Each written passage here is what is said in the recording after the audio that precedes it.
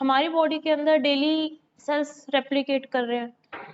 Cell के replicate करने की प्रोसेस को हम बोलते हैं सेल साइकिल। तो सेल साइकिल है क्या? सेल साइकिल का मतलब है सारे सीक्वेंस ऑफ इवेंट। हम क्या बोलेंगे? It is the sequential of event जिसके अंदर सेल डिवाइड करेगा। सबसे पहले डिवाइड करेगा अपना जेनेटिक मटेरियल। अगर मैं हमारी बात करूं, ह्यूमंस की बात करूं, तो in case of humans we all have a genetic material DNA. DNA replication, तो it is sequential of event जहां पे डिवीजन होगी जेनेटिक मटेरियल की, उसके बाद प्रॉपर न्यूक्लियस की, और धीरे बाद पूरा साइटोप्लाज्म डिवाइड हो जाएगा। तो हमने सेल साइकिल के अंदर सेल डिवाइड करता है दो तरीकों से।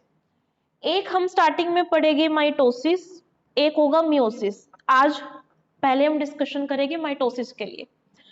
माइटोसिस होता है हमारे सोमैटिक सेल्स में। बॉडी में जितने भी सेल्स है अदर देन जर्म सेल और gametes, other than sex cell, ovum और स्पर्म को छोड़ के बॉडी में जितने भी सेल्स है वो सारे के सारे काउंट होते हैं सोमैटिक सेल्स में। हम सबके बॉडी के सोमैटिक सेल्स होते हैं डिप्लॉयड। अब what do you mean by the word diploid? Double content of chromosome. हम सबके बॉडी में हम बोलते हैं ना 23 पेयर है क्रोमोसोम के। 23 नहीं, 23 पेयर है, डबल कंटेंट है, that is 2n।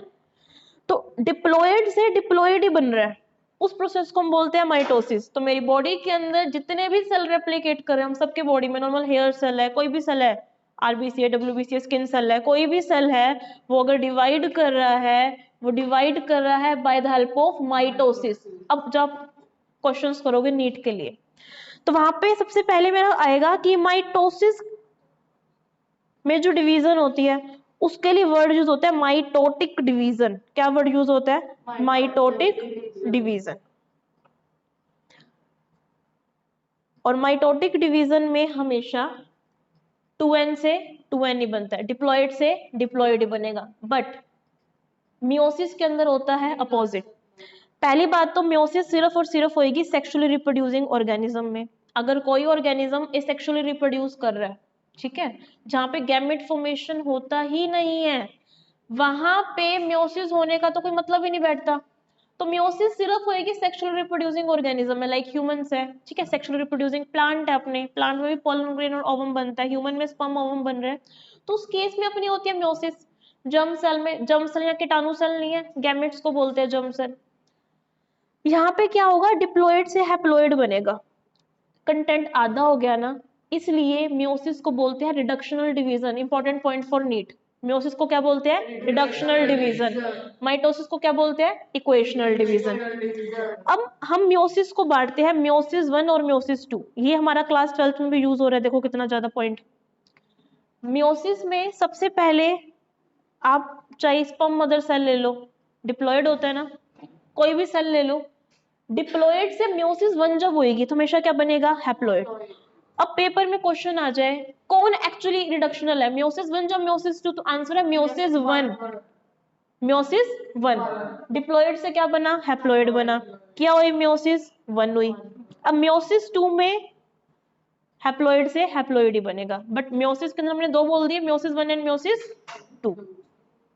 Mitosis meiosis में सबसे बड़ा डिफरेंस, पूरी मियोसिस को हम बोलेंगे रिडक्शनल डिवीजन, माइटोसिस को इक्वेशनल डिवीजन। अब क्वेश्चन भी करेंगे। एक मेरे पास डिप्लॉयड सेल्स था, मियोसिस होने से टोटल कितने सेल बन गए? 4 बन गए, 4 हैप्लॉयड सेल बन गए। किसके एंड तक? मियोसिस सेकंड के एंड तक। मेरा क्वेश्चन है, अगर मेरे पास 4 डिप्लॉयड सेल है तो मियोसिस पूरी होने के बाद कितने हैप्लॉयड सेल आ जाएंगे? स्टार्टिंग मेरे पास कितने डिप्लॉयड? सिलेबस में ना 3 सेल का बहुत बड़ा जिक्र है। अगर मैं एनिमल सेल की बात करूं तो ह्यूमन सेल की बात करें 24 घंटे लगते हैं 1 से 2 बनने में। अगर मैं फंगस में यीस्ट की बात करूं 90 मिनट लगाता है।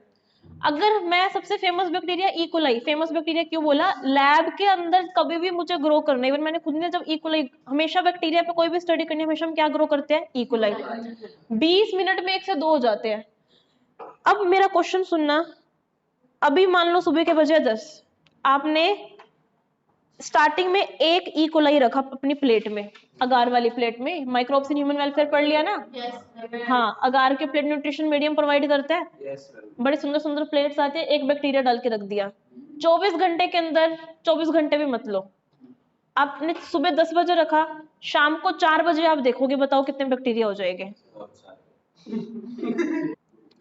मेरे पास टोटल 6 आवर है। 6 घंटे का मतलब क्या है? टोटल टाइम, कैपिटल टी का मतलब होता है टोटल टाइम, 6 आवर। अगर मैं मिनट में कन्वर्ट करूं कितने हैं? 360 टोटल टाइम है। टाइम फॉर वन डिवीजन को डिनोट करते हैं स्मॉल टी से। वो कितना मेरे पास? 20 मिनट है। कितना है टोटल? ये कैपिटल टी को प्लीज मेथड से सीख लो। क्वेश्चन आ गया 2 मिनट, 2 मिनट क्या, विद इन 30-20 सेकेंड निकलेगा। यहाँ पे स्मॉल एन का फॉर्मूला होता है टोटल टाइम डिवाइड में टाइम फॉर वन जनरेशन।